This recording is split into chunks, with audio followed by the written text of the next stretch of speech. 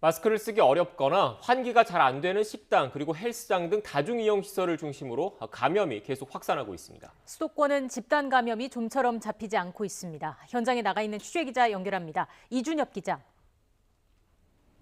네, 서울 역삼동 음식점 앞에 나와 있습니다. 네, 음식을 먹으면서 마스크를 벗는 식당에서 집단 감염이 많이 일어난다고요. 네, 이곳 음식점에서도 집단 감염이 나왔는데요. 휘황찬란한 영상을 틀던 전광판은 보시다시피 꺼져 있고 철문은 굳게 닫혀 있습니다. 지난 18일 직원이 처음으로 확진된 뒤 방문자와 가족 등 누적 33명이 양성 판정을 받았습니다. 이곳은 300제곱미터 넘는 면적의 대형 음식점인데요. 일반 음식점으로 등록돼 있지만 주로 양주와 칵테일을 팔던 곳입니다. 화려한 조명에 큰 소리로 힙합 음악을 틀어두고 운영했던 것으로 전해졌는데요.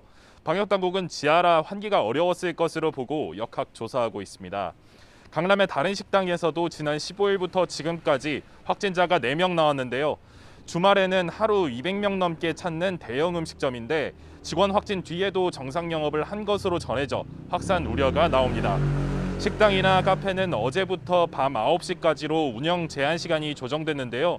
이런 조치가 취해진 건 집단 감염 30%가 음식점과 카페에서 일어났기 때문입니다. 먹거나 마시려면 마스크를 벗기 때문에 감염에 취약하다고 보고 제한을 강화한 겁니다. 네, 환기가 안 되는 장소도 감염에 취약하죠. 네, 서울 동대문구 음악연습실에서도 집단 감염이 발생했는데 지하라 환기가 잘 안 됐던 것으로 파악됐습니다. 지난 17일 수강생의 가족이 처음으로 확진 판정을 받았는데 다른 수강생 등 지금까지 16명이 확진 판정을 추가로 받았습니다. 역학조사 결과 거리두기나 마스크 착용 등이 일부 미흡했던 것으로 확인됐고요. 노래를 부르면서 비말도 많이 발생해 감염에 더 취약했던 것으로 보입니다. 관악구 헬스장에서는 지난 19일 직원 1명을 시작으로 누적 11명이 확진됐는데요. 3층이지만 구조상 환기가 어려웠고 무엇보다 창문이 없는 휴게실을 직원들이 함께 쓴 것으로 조사됐습니다. 이 밖에 수도권 곳곳 집단 감염도 이어지고 있는데요. 경기 파주시 고등학교에서 지난 22일 학생이 확진 판정을 받았는데 다른 학생 10명과 가족 1명에게 감염이 번져 누적 12명이 확진됐습니다.